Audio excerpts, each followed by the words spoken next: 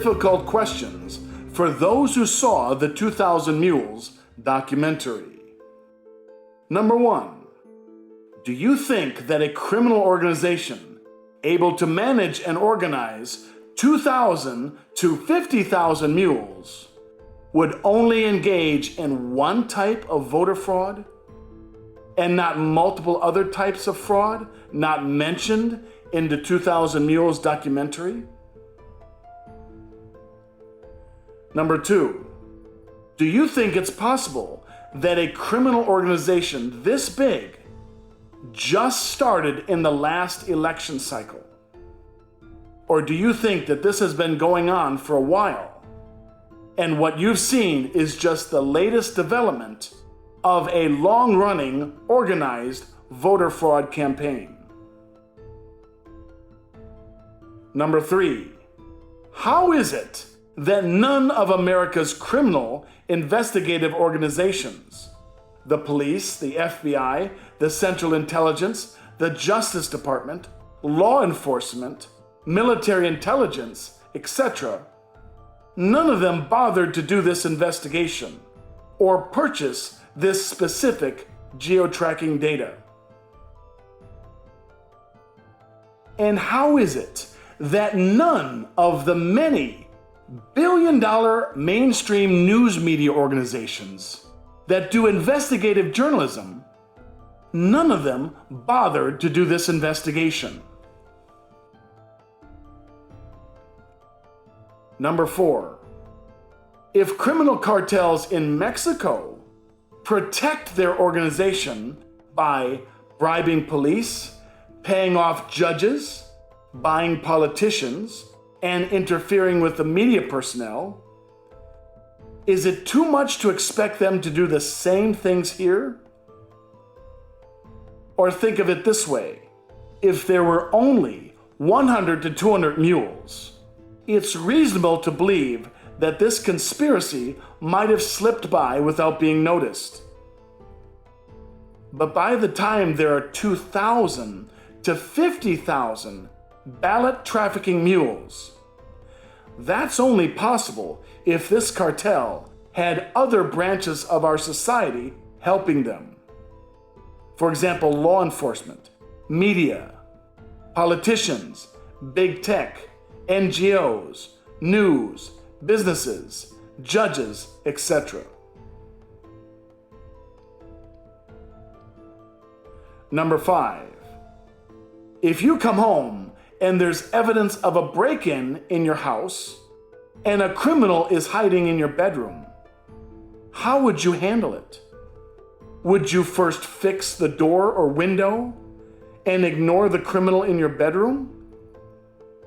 Or would you first get the police to remove the criminal from your bedroom? If we have elected officials that were put in power by organized fraud, it doesn't make sense to leave them in power and say, let's fix the voting system so this won't happen again. Number 6, don't you think that any elected official that was brought to power by this cartel would do anything possible using their position to interfere with and stop all criminal investigations? Number 7, don't you think that this voting fraud cartel would also engage in voter fraud for other non-presidential races? Number 8, why do you think Rumble.com, a video sharing service, would send out this tweet? Major update: within the last 24 hours, Rumble has been under an unprecedented attack. Our engineers are working around the clock to mitigate these attacks and prepare for a smooth rollout of our first movie launch, 2000 Mules, tomorrow.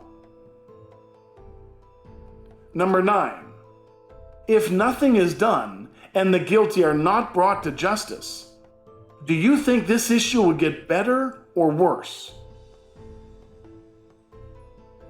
Number 10, Do you think that this cartel was working in other election districts that were not investigated or geotracked by the 2000 Mules team? And number 11, for every 100 mules that were working, how many other criminals were working for this ballot trafficking operation that were not doing drop-offs?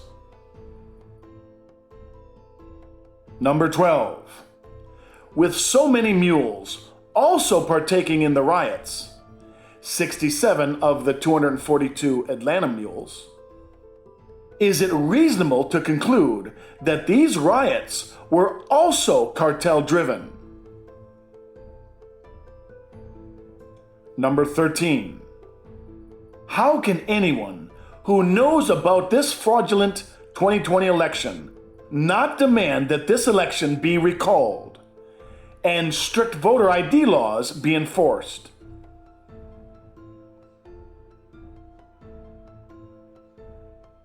And number 14, what is the meaning of this oath taken by all our armed forces?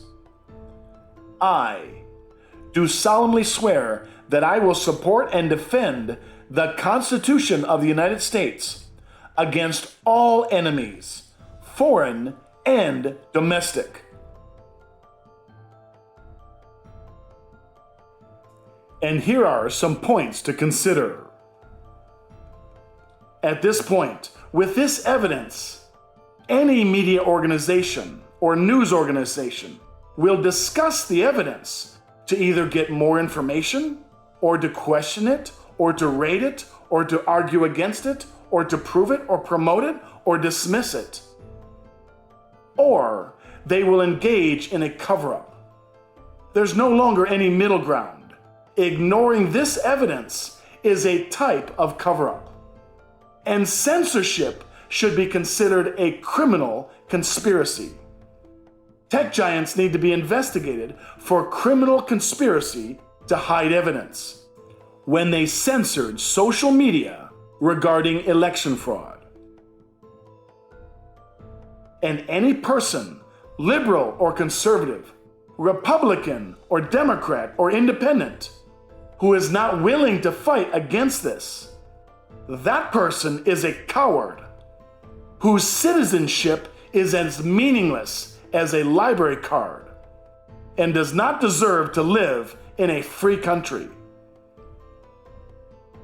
A free country, a constitutional republic with democratically elected officials like America, can deal with many types of election fraud. But once our main leader, the president, is brought to power by election fraud, then we're no longer a free democratic country.